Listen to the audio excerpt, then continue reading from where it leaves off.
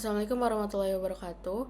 Perkenalkan, nama saya Rahel Aisyah Altesya dengan NIM 192231097. Pada kesempatan kali ini, saya akan memaparkan laporan praktikum mengenai survei konsumsi pangan dengan menggunakan metode Estimated Food Record. Selanjutnya, pada pendahuluan, metode Estimated Food Record adalah teknik pencatatan konsumsi makanan dengan menggunakan perkiraan ukuran rumah tangga.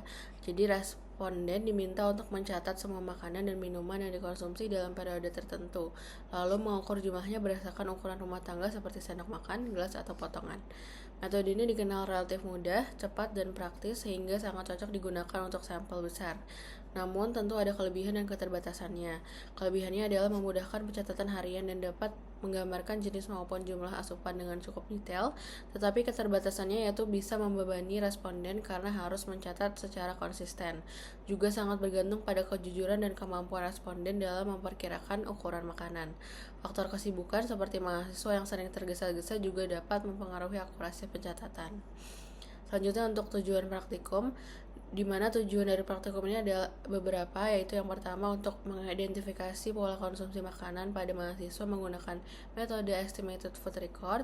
Kedua, untuk menilai seberapa akurat metode ini dalam menggambarkan asupan energi dan zat gizi, baik makro maupun mikro. Dan ketiga, untuk mengevaluasi kelebihan keterbatasan metode ini dalam penilaian konsumsi makanan khususnya pada mahasiswa.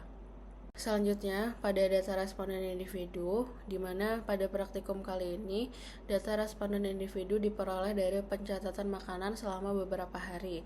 Responden diberi inisial AAE untuk menjaga kerahasiaan identitasnya. Pencatatan dilakukan tanggal 19, 20, dan 22 September 2025, di mana hari Jumat 19 September 2025, AAE mengonsumsi air mineral serta nasi ayam serundeng lengkap dengan lauk mie, tahu, ayam goreng, dan serundeng. Kemudian di hari Sabtu tanggal 20 September, asupan yang dicatat berupa bolu, nasi goreng, seafood, dan air mineral. Kemudian pada hari Senin 22 September, AAE mengonsumsi mix katsu yang terdiri dari nasi ayam katsu, udang tempura, salad kol, miso soup, dan teh ocha. Selain itu juga terdapat nasi ayam dari Family Mart dengan air mineral. Baik, lanjut kepada perhitungan total asupan gizi individu. Dari hasil perhitungan, rata-rata energi yang dikonsumsi responden adalah sekitar 1.389 kilokalori yang masih di bawah kebutuhan normal harian.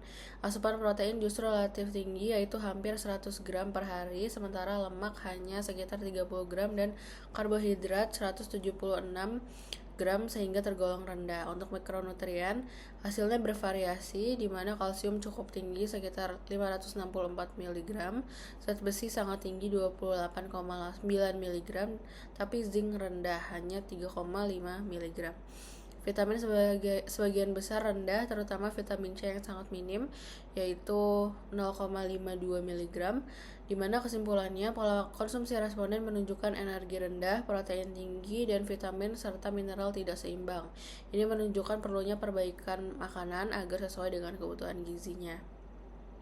Selanjutnya untuk pemenuhan asupan energi, di mana jika kita bandingkan dengan AKG, asupan energi responden yaitu 1.389 kilokalori yang hanya 61% dari kebutuhan, sekitar 2.250 kilokalori. Menurut klasifikasi WNPG, kondisi ini masuk kategori defisit ringan karena kurang dari 80% kebutuhan. Artinya, kebutuhan energi responden belum terpenuhi optimal sehingga beresiko menimbulkan gangguan keseimbangan energi dan status gizi. Selain itu juga, ketika dianalisis menggunakan Goldberg Cut-Off, didapatkan nilai rasio energi terhadap BMR sebesar 1,04.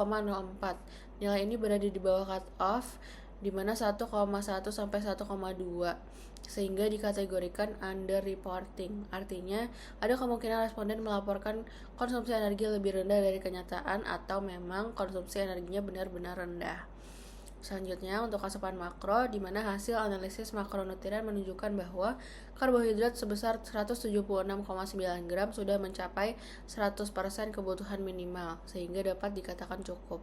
Protein sebesar 99,6 gram mencapai 154% kebutuhan minimal, sehingga berlebih, sementara lemak hanya 30,3 gram atau 63% kebutuhan minimal, sehingga masih kurang. Dengan kondisi ini, pola konsumsi menunjukkan karbohidrat terpenuhi, protein berlebih, dan lemak kurang. Hal ini dapat mempengaruhi keseimbangan energi serta metabolisme tubuh dalam jangka panjang. Selanjutnya untuk pemenuhan asupan mikro, di mana hasilnya adalah zat besi berlebih yaitu 28,9 mg atau 160% dari AKG.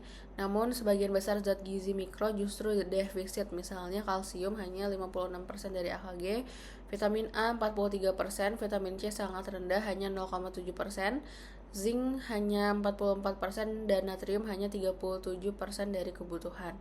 Artinya meskipun zat besi cukup bahkan berlebih, sebagian besar mikronutrien lainnya juga belum terpenuhi.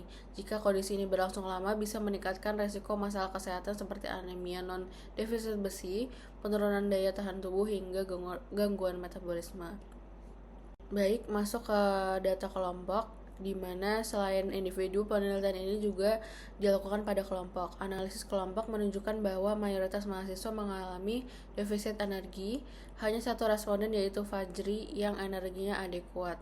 Untuk protein ada yang adekuat dan ada yang berlebih, sedangkan lemak dan karbohidrat mayoritas masih defisit. Pada zat gizi mikro, vitamin A dan C umumnya kurang. Zat besi dan zinc sebagian besar juga kurang, sedangkan kalsium dan natrium mayoritas belum terpenuhi. Kesimpulannya, secara umum asupan gizi kelompok ini belum sesuai dengan AKG. Dilihat dari analisis statistik SPSS, memperlihatkan adanya variasi besar antar individu. Misalnya pada vitamin A ditemukan nilai yang sangat rendah yaitu 20 RE hingga sangat tinggi 1678 RE. Vitamin C juga demikian, ada yang hanya 1 mg hingga 445 mg.